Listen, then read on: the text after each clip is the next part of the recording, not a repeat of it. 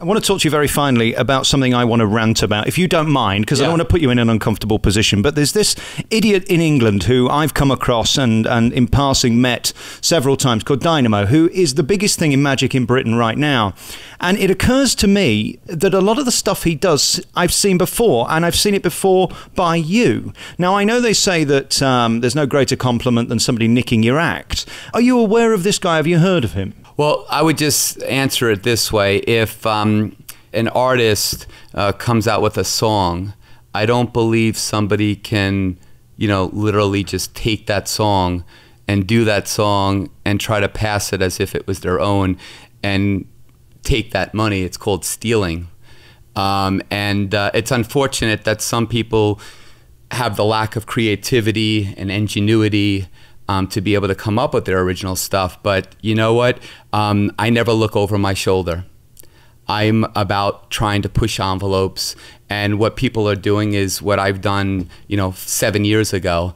The new stuff that I'm working on will do what the old stuff did for its generation and for its time. So I guess people will rip me off. I guess that means that, as the most successful magician online with over 200 million views, 46 million or 47 million just on my one clip, you're going to have a lot of magicians going out there trying to see what works, what people are watching. And with more hours on magic on primetime television than any magician in the history of TV, you're going to have that. And that, again, I don't say that boasting. I say that out of hard work, out of incredible teams, out of my incredible management.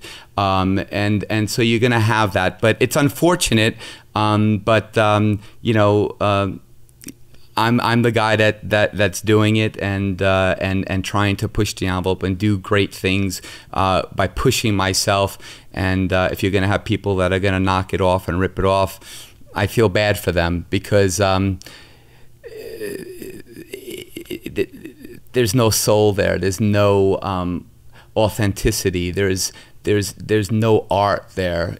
Anybody can rip off anybody. You've given a very magnanimous answer, and an answer that is far more diplomatic than I would have given if I were you. I'm offended on your behalf. I think it's really offensive that you would put your heart into creating anything and then somebody else has the right to just take it, copy it, and put it out under their own name just because they happen to see your version of it. I think is truly offensive, and shame on him. Well, it's for me, it's not even just the material, but I've seen literally like parts of his show that people have shown me, and if you go to my website you could see it for yourself on chrisangel.com under the TV section.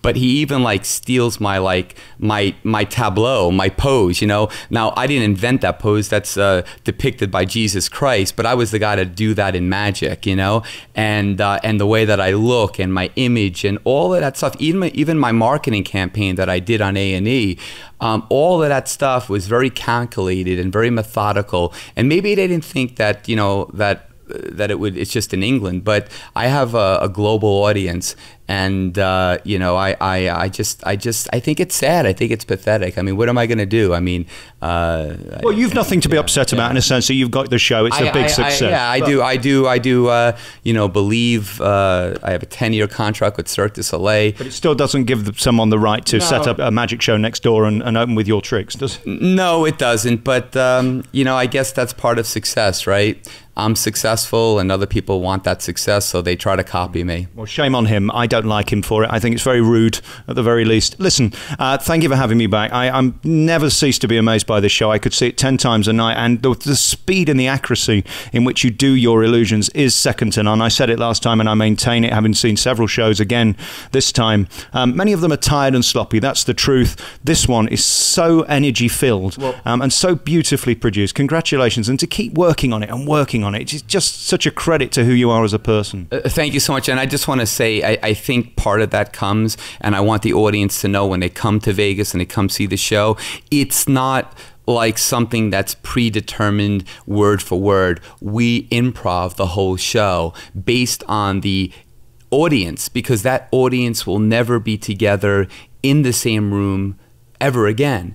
And you're going to have a different dynamic with every audience. So to have a specific set, rigid kind of show doesn't work for every audience. You got to be flexible and be able to be good on your feet, like my co-star Maestro is, and the other cast members, to sit there and really have fun with the audience and improv and not, you know, have just a specific rigid script. So I think that comes from that. And I know Lance did that as well. Lance, who is a dear friend of mine, you mentioned him earlier, is a wonderful magician, and you know, he did almost 16,000 shows in Vegas. That is a testament to a hard worker. I got a long way to go.